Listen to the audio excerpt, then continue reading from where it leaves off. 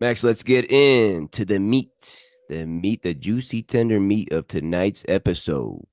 The extra juicy dogs. Whoa, whoa, whoa. What is that, Max? Ah, these dogs, man, these Fucking dogs, they scare foaming. me. They're scaring me. Oh my That boy's goodness. that boy's Oh, foaming back there. That whew. boy, is that a German Shepherd? Oh That boy's my foaming. goodness. Woo. Get a rabies shot. Like your annual flu shot. Get a rabies shot. A rabies shot and a flea dip. Max, give us your quarterback, your extra juicy quarterback. The All weekend. right.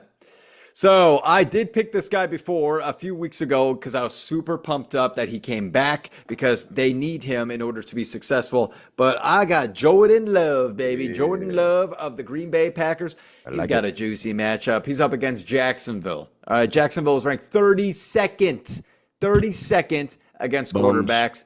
Now, since coming back from injury, let's check out these numbers real quick, Cobrizzi. Week 4, 389 passing yards, 4 touchdowns. That's 30.6 fantasy points. Week 5, Goodness. 224 passing yards, 2 touchdowns, 18 fantasy points. Week 6, 258 passing yards, 4 tutties again. 26.3 fantasy points. Last week against Texas or Houston, 220 passing yards, 3 touchdowns. That's 16 fantasy points, but obviously they got the win. Have him in your lineups, everybody. Jordan Love is looking like one hell of an elite quarterback. I like the pick, Max. I was gonna go Jordan Love. Definitely like that matchup. He missed 2 games, points per game. He's quarterback four. He's quarterback four in points per game. So yeah, Jordan Love, he's coming, baby. He's coming. I was gonna go Jordan Love, like I said, but I gotta talk about this guy instead because he's making news out here. He's making news in the Mile High City. Bo Nix of Oh, the Denver Broncos, Bobo. and he's got a great matchup. He's playing the Panthers. Come on now.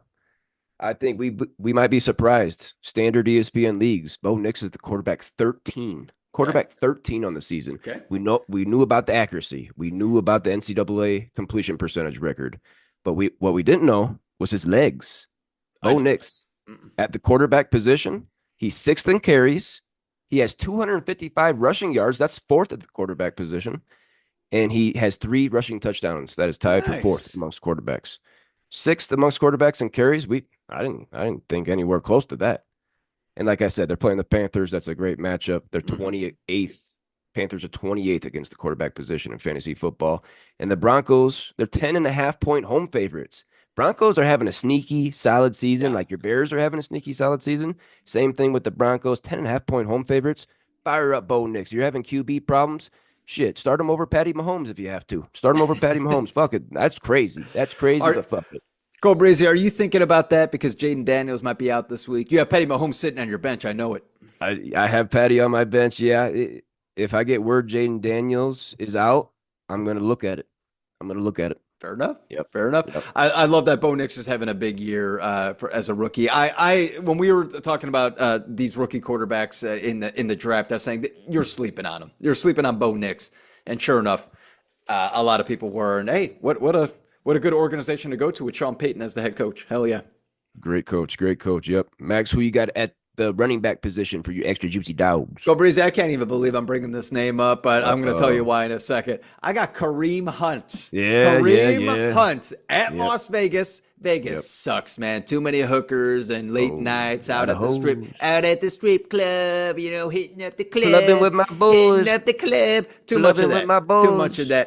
that. Speaking of drug tests, maybe they should check out what's happening with these Las Vegas Raiders. I'm sure there's a lot of cocaine and what PCP, whatever the hell Whoa, whatever the whoa, hell's going there. whoa. Because anyway, they suck.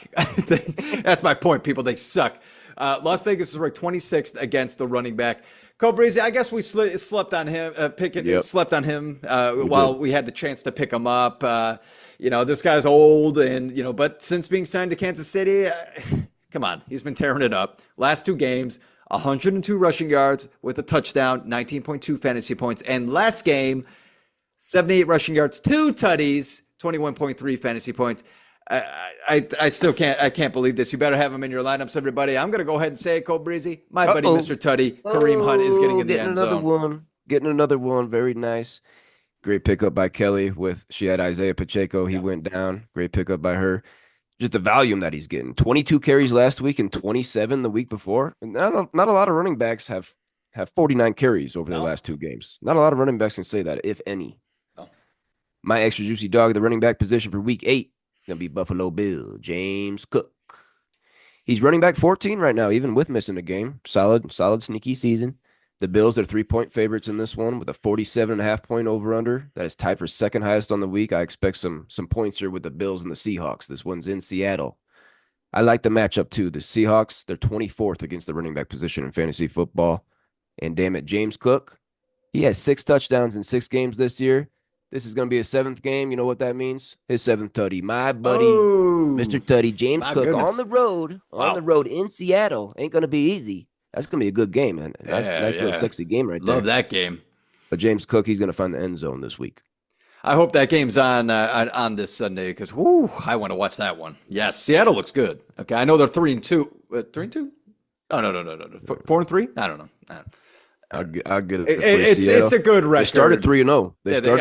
They started 3-0. They look good. And now the Seahawks are sitting at 4-3. 4-3. Max, who's your extra juicy dog at the wide receiver position? All right, Cole Breezy. This team's heating up. They're heating up. And Joe Burrow's heating up with him. Hey, I'm not going Jamar Chase. I'm going T. Higgins. Higgins taking on Philadelphia. Nice. Philadelphia. This is also a really good matchup. I love this game. Philadelphia is ranked 25th against receivers. Hey, Cole Breezy, this guy, T. Higgins, when you were drafting him years ago, you were like, oh, he's going to be a top 10 player, top 10 wide receiver, and he just hasn't produced.